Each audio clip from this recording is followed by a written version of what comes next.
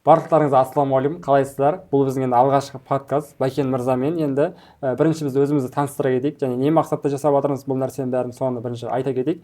Менің есімім Асранқұл Ибрагим, яғни осы контент саласы бойынша жұмыс жасаймын. Яғни осы кісінің жеке контент продюсері боламын жалпы.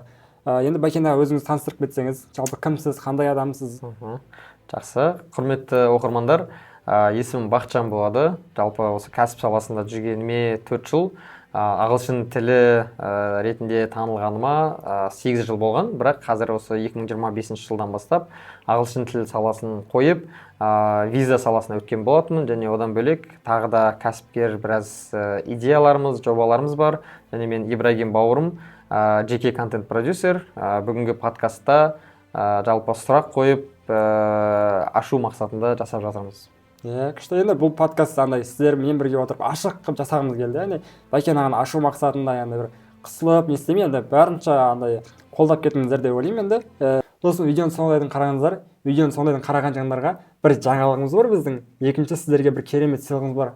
Сол үшін видеоны до конца көріп қолдап кетіңіздер. Ал Бәйкен аға, мен сұрағымды дайындап келдім. Мен сізге қоя берейін. Ақша емес, атақ емес, сізді алға итермейтін ішкі драйв не жалпы бұл өмірде? Өте керемет әрі қиын сұрақ екен, бірақ енді барынша шынайы жауап беруге тырысайын. Айтады ғой, енді адам баласы, Абай атамыз айтады, өмірге келген кезде әркімнің бір өзінің миссиясы болады дейді. Менің миссиям адамдарға көмектесем, пайдалы болсам деп ойлаймын да. И адамдарға қаншалықты көбірек көмектескен сайын Алла тағала да маған көбірек жаңағыдай ризығын үйіп төгіп береді деп санаймын. Сол үшін маған негізі қатты ақша да, атақ та ол өзі келе беретін нәрсе. Менің главный мақсатым адамдарға пайдалы болу, көмектесу ғой. Әдемі, жақсы жауап. Қиын кезеңде өзіңізді не деп айтасыз? Өзімді? Иә. Андай болады ғой, бір тыныш қана мұғалім болып жүре бермедің ба деген ойлар келеді кейде. Өйткені мен біраз жыл найымда жұмыс жасадым. Университет бітіргеннен кейін 2 жыл найымда жұмыс жасаған болатын. Госслужбада кәдімгі мектепте жасадым. Бірақ оның да өзінің қиындықтары болады, қиындығы бар, жаңағыдай әр нәрсенің өзінің тәттісі болады, ащысы болады дейді ғой. Сондай кездерде бір сабалап алатыным бар. Өз-өзімді жаңағыдай қамшылап, жоқ, сен осы жолды таңдадың, сен еркін болуды таңдадың. Еркіндіктің құны ол осындай қиындықпен келеді. Сол үшін әрбір қиындық ол адамды өсіреді, то есть жауапкершілік береді адамға. И сол үшін қиындықтан солай бұл сені мықты қылады деп әйтеуір өзімді мотивация беріп сөйтіп алып шығамын ғой. Қиындыққа келген кезде адам шынымен де отырып тұрып қалмау керек, бос жатпау керек деген сияқты. Қиындыққа келген адам соған төтеп бере алған адам ғана ол қиындықтан шыға алады. Қиындық келген кезде отырып демалып қалған адам, ол да бір өзінің бір мөлшерінде ғой. Бірақ шынымен де сіз сияқты қозғалса, ол бір белгілі жетістікке жетеді. Ал енді Бәйкен аға, өте бір қызық сұрақ қойайын деп тұрмын.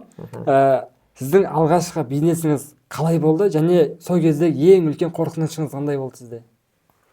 Мен алғашқы бизнесімді негізі бала кезден бастадық қой. 14 жасымда жаңағыдай ағаларым мені жалғыз Астанада өзі бірінші рет барғам. 14 жасымда фрукты, овощи дейміз ғой, сондай жерге тастап кеткен сатуға. Басында қорқынышты болды, одан кейін уже адамдар келіп бірдеңе сатып алып, уже ақша айырбастаған кезде, ана ақшаны көрген кезде, мәссаған, оказывается, ақша деген ол қорқыныш емес екен ғой деген сияқты ой болды да. Одан кейін бұл менің енді бала кездегі нәрсем.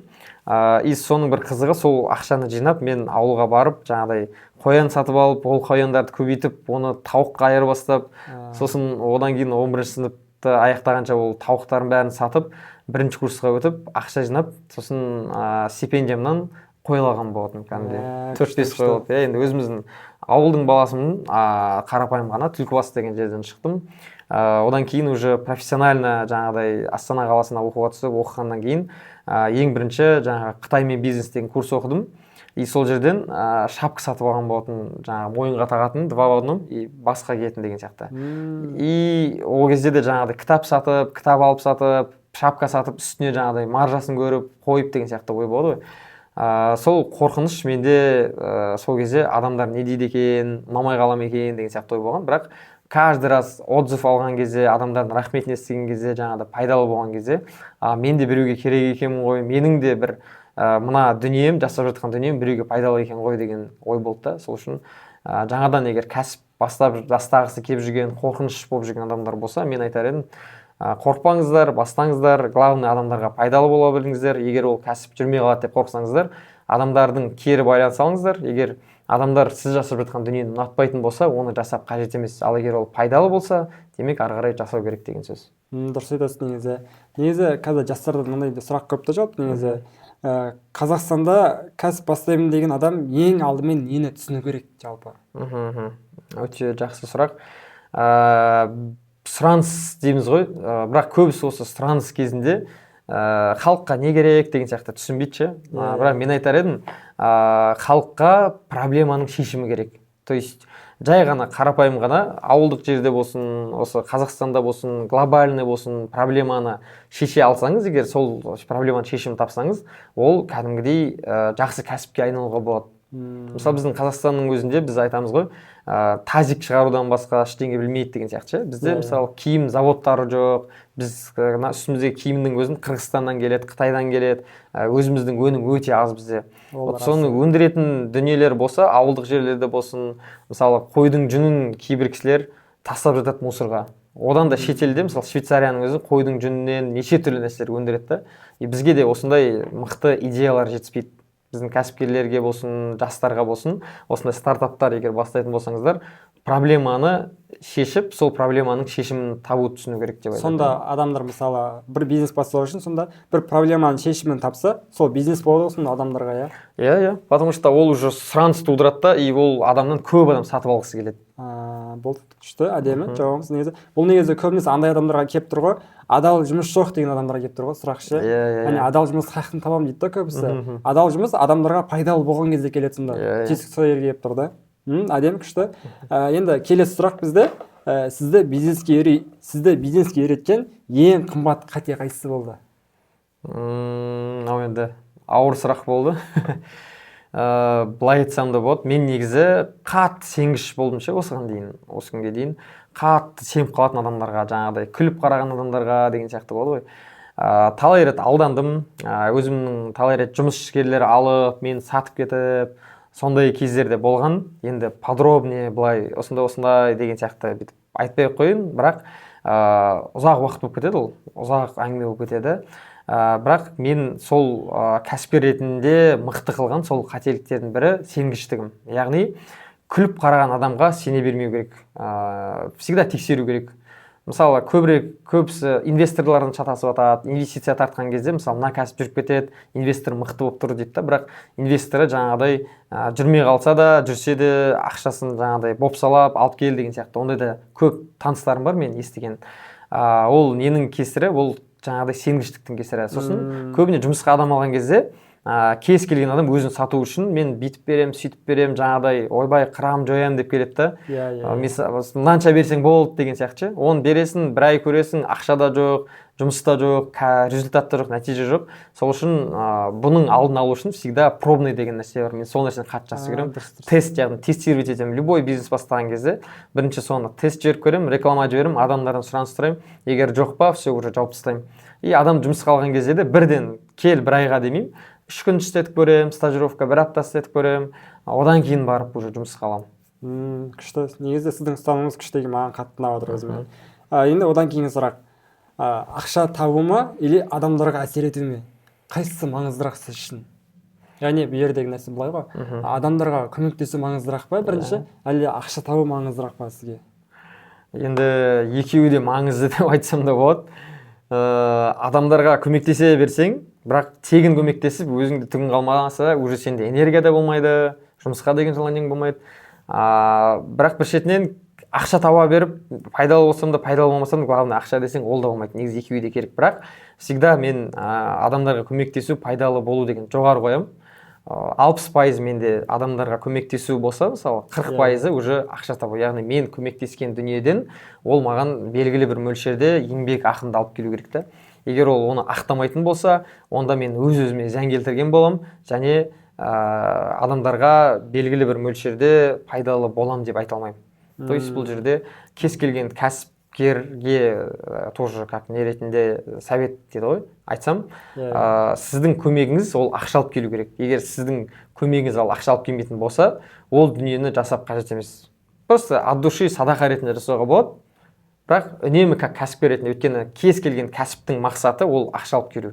Ол ақша алып келмейтін кәсіп болмаса, онда ол кәсіп емес, жай ғана благотворительный фонд дейміз ғой, сондай нәрсе да ол. Түсінікті. Енді мына сұрақ енді қарапайым адамдар үшін енді актуальный тақырып деп ойлаймын. Негізі көп адам бұл негізі қорқады жауап негізі, мынандай нәрсе. Көп адамдар мысалы андай түсінік қалыптасқанда шетелге шығу өте бір қиын. Оған көп қаражат кетеді, оған жаңағыдай энергия кетеді. Оған барып келсең андай бір шетелге барып келуді бір үлкен бір қиындық ретінде алып алғанда, енді сіздің ойыңызша ол ең үлкен кедергі олардан не нәрсе сонда басында ұстап тұрған? Ең үлкен кедергі ол шектеу деп айтсақ та болады. Өз-өзін шектеу, жаңағыдай, ой мен ақшам жоқ, ой оған жаңағыдай мен адасып кетемін ғой, білмеймін ғой. Жалпы оған көп ақша керек пе шетелге шығу үшін жалпы? Негізі көп ақша керек емес деп айтатын едім. Себебі ақшаны жинауға болады. Мысалы, бір жерге барғың келсе, 3 ай, 4 ай жинауға болады, немесе қазір рассрочка деген нәрсе бар, бірақ мен өз басым негізі рассрочка деген қатты құптамаймын. Бірақ енді амал жоқ, кейде мысалы бізден де сатып алған кезде рассрочкамен сұрайтын адамдарға береміз. Бірақ көбіне негізі ақшаны жинап шетелге барған дұрыс. Кейбір агентстволар, кейбір компаниялар бар, мысалы біздің өзіміз жақында, өзің де білесің, Ибрагим, командада 6 адамға тур сыйлаған болатынбыз. Иә, оны естідім. Дубайға тур сыйлады, кәдімгідей тегін бізбен бірге барып қыдырып келді. Мысалы, олар ешқандай ақша құртқан жоқ. Қалтадағы расходтарын құртты, мысалы 100 мың, 50 мың құртқан шығар көп болса. Яғни егер главный ниет қой бұл жерде, шетелге шыққың келеді деген ниет болса, сондай тур беретін, тур сыйлайтын агентстволар бар. Жаңағыдай ақша жинаса, мысалы, даже Incruise деген компания бар. Онымен де қыдыруға болады, естіген шығарсың, Ибрагим. Ода да бір тегін реклама болды ғой Incruise'ге бұл ше. Мен өзім ата-анамды бұйырса шетелге шығаруға соған ақша жинап жатырмын қазір. Ол да жақсы да, 50% құясың, 50%-ің саған жаңағыдай компания құйып береді. И бізде мысалы жақында ғана Шенген деген виза бар ғой, Европаның визасы. Бізде жалпы негізі Visa World деген агенттіктің тоже основателі болам. И ол жерде бізде адамдар шетелге шығару үшін пустой паспорт, яғни Австралияға, Америкаға виза тапсырған кезде паспорттар пустой болу керек те. Біз сол үшін оларға ұсынамыз, Шенгенге барып қайтыңыз, Европаға барып қайтыңыз деп. И сол Диназ деген қызымыз бар, сол қыз бізде Шенген жасапқа көмектеседі, бизнес партнеріміз. И адамдарды кәдімгідей жақында ғана 6 адамды алып кетті. Өмірінде шетелде болған адамдарды алып кетті. Анан сторисін көрсең енді қызығасың кәдімгідей ше, прям билетіп, ойнатып, үйден тамақ жасап, сөйтіп алып жүрді. Ол қыз айтады да, Парижде 2 күн болдық, қанша расход кетті деп ойлайсыздар деп жазған. Сөйтіп 15 евро кетті дейді да. 15 евро деген ол теңгемен бір 8 мың теңге ме, 10 мың теңге. Иә, примерно. То есть көретін жерін көріп, жай аралап, тамақтың бәрін сатып алып, үйден жасап деген сияқты 15 евро ғана ұртқанда, мысалы, 2 күннің өзіне ше. Күшті бәкен, енді келесі сұрақ былай болып тұр. Шетелге кеткісі келіп, бірақ қорқып жүрген адамдарға не айтасыз жалпы? Мен былай айтушы едім. Көбісі шетел десе уже андай бір бөтен ел, таныс емес, ұрлық қарлық, таныс емес жаңағыдай не деген сияқты андай минус жағын көреді да, сол үшін қорқады. Оның плюстары өте көп, бірақ шетелге кетуде бір алыс жаңағыдай алынбастай қамал қылып көрмей, оңай елдерден бастаңыз. Мысалы, жақын тұрған өзімізге тиіп тұрған Өзбекстанға шығыңыз. Ең бірінші да. Өзбекстан, өзбек халқы өте риза болам. Осы подкастымызды өзбек халқы көріп отырса, рахметімді айтам. Прям басымды иіп, біз былтыр барған кезде кәдімгідей қонақжай күтіп алды бізді, палауларын берді деген сияқты ғой. Сол сияқты қорқынышты жеңу үшін бірінші Өзбекстаннан бастаңыз, одан кейін Қырғызстанға шығыңыз. Сосын уже Турция, Грузия, ары қарай уже там Европаға шығуға болады, Австралия, Америкаға кете беруге болады. Ең арзан елден, жаңағыдай ең жақын нәрседен бастау керек қой. Одан кейін уже адам ет үйрене бастайды. Шетелде жүріп, басқа әлем, басқа адамдармен танысу деген сияқты. То есть айтады ғой, ауласынан шықпаған баланың ауласынан шықпаған баланың санасы сол ауласынан аспайды. Иә. Сол яғни ой өрісі сол неде ауылда қалып кетеді да. И Қазақстаннан шықпаған адамның ой өрісі сол Қазақстанда қалып кетеді. Сол үшін шетелге шығыңыздар, ол кез келген кәсіпкер болсын, қарапайым адам болсын, бәріне кәдімгідей міндетті нәрсе ғой, былайша айтқанда. Сен шетелге шығып көрдіңіз, қанша елдерге бардыңыз жалпы негізі? Мен өзім Турцияда 2 рет болғам, Дубайда жақында болдым. Енді осы жылды бұйырса шетелге шығу жылы деп жоспарлап отырмын. Шетел жалпы сізге ойлау жүйеңізде не нәрселерді өзгертті жалпы бұл өмірде? Көп нәрсені өзгертті десем де болады. Мысалы, мен бірінші Турцияға барған кезде ай сайын 100 мың теңгеден жинап, 10 айда өзім 4 курс оқимын ол кезде. Стипендиям 25 мың теңге. Астанада ЮНУ-да оқығам, ағылшын тілі, филология мамандығында. Сөйтіп администратор болып жұмыс істеп жүрдім. Ай сайын 100 мыңнан тастап, шетелге шығып келдім, еще бір өзім емес, туған әпкемді алып кеттім, жездем бар, қасымда 2 баласы бар, прям Турцияға барып 20 күн өмір сүріп, сол кезде оказывается адамға шетелге шығу үшін ниет болса болды екен ғой деген сол кезде қалыптасты да. И екіншісінде уже шыққан кезде біз стажировкамен бардық, ол кезде 10 күн болдық. Ибрагим, сенесің ба, 40 мың теңге ғана кетті ғой менде. 40 мың теңге кетті, өйткені стажировка енді университет оқығаннан кейін тегін оплачивать етті бізде. Перелет, гостиница, барлығын берді. Біраз опытпен алмасып қайттық, түрік мұғалімдермен деген сияқты. Ол кезде енді мен миссиям прям мұғалім деп жүрген кезім ғой. Әлі кәсіпке ондай қатты баспен кіре қоймағам. Үшіншісі осы Дубайда жақында барғаным, ол осы Дубайға барған кезде мен түсінгенім, оказывается, ана үлкен зәулім үйлерді көрген кезде прям анда жылағың келеді да. Біздің Қазақстан Дубаймен салыстырсақ бір 20 жылға ғана артамыз біз ше. Бірақ аналар бізден бір 100 жылға өсіп кеткен сияқты да. Бәрін істеп тастаған. И сол жерде маған келген инсайт, олар түскен ақшаны керек жеріне жұмсаған да. Зәулім үй салған, инвестиция тартқан, жаңа бүкіл проблема шешіп тастаған ғой. Көшеде ешқандай мусор көрмейсің прям. Бүкіл адамдар үшін жасаған да. И сонда ойлап бір қынжыласың да, бұйырса біздің Қазақстанда осындай жағдайға жетсе екен, жетіп қалады ау деген. Үміттенеміз де шынымен халықтың қолдауымен ғой бәрі шынымен де. Енді сізде алдағы жоспарыңыз қандай жалпы негізі? Өмірде жалпы қандай миссияңыз бар жалпы? Өте жақсы сұрақ. Миссиям туралы енді бағана айттым, адамдарға пайдалы болу, көмектесу, и пайдалы болып жүріп, көмектесіп жүріп, өзімнің де еңбек ақымды, тиісті еңбек ақымды алу деген сияқты. Енді алдағы жоспар көп, Құдай қаласа, иншалла. Енді бізде ең бірінші бірден бір жоспар болып тұрған, ол кәдімгідей айтады ғой, срочный дейді ғой, срочный план бізде. Біз енді өзіміз екінші Visa World агентствосы, бір шетінен енді турагентство болғаннан кейін халықты арнайы түрде, енді бізде алғашқы турымыз сол Дильназ апарып қайтты. Ол бірақ Европаға апарып келді, 6 адамды. Енді біз осы жолы өзімізбен бірге тек 10 адамды турға апарғымыз келіп тұр. Бұл Азия мемлекетіне. Ол турда айтпақшы, Ибрагим, өзің де боласың ғой. Айтпақшы, мен сіздерге контент саласы бойынша көмектесетін боламын. Неге десеңіздер, турды былайша көресіздер ғой, турдың видеоларын көресіздер, қарайсыздар, фотоларын. Бір обычный адамдар түсіреді оның бәрінше, про форматты оны шығармайды да көбісі. Түп түсіріп бере салады деген сияқты да. Если енді жалпы шетелге шыққанда бірден бір мақсаттарыңыз, кейбіреуіңіздің жаңа контент саласы бойынша, мысалы өздеріңіз жақсы фото видео шығарғыларыңыз келеді. Сол заттың бәрін сіздерге енді алдағы, егер осы турға бізбен бірге баратын болсаңыздар, сіздерге сол нәрсені тегін қосып беретін боламыз да. Яғни бұл жерде общий емес, мысалы 10 адам баратын болса, әр адамға жеке 5 видеомен, яғни аваға қоятын өздеріңізде бір фото шығарып беретін боламыз. Ойлаңыздар, турда общий видео ғана емес, сіздер өздеріңізде жеке видео фотоларыңыз болады да. И ол әшейін видео болмайды да, сіздер үшінші ол естелік болады бір жағынан жаңағыдай адамдарға көрсеткен кезде ұялмайсыздар да, андай фото видеодан гөрі. И бір жағынан ол сіздерге уже андай авторитет алып келеді да, кішкене болсынша. Көмектеседі сіздер үшін да ол нәрсе. Интернет желісі салған кезде де уже ол кішкене болса адамға бақыт сыйлайтын нәрсе да. Сол жағынан сіздерге енді көмектесе аламыз жалпы. Және бұл турдың ерекшелігі Азия мемлекеттеріне бір барғанда бірден 3 елге немесе 4 елге деп жоспарлап отырмыз. Ол бізде Таиланд, Бали, яғни Индонезия елі, Малайзия, Сингапур немесе Вьетнам. Осы 4 елге бірден барымыз келіп тұр. Және бұл идея бізге қайдан келді? Бізде қазір өте көп клиенттеріміз енді Америкаға, Австралияға жұмысқа барғысы келеді. Бірақ өкінішке орай көбісінде паспорттар пустой, шетелде болмаған.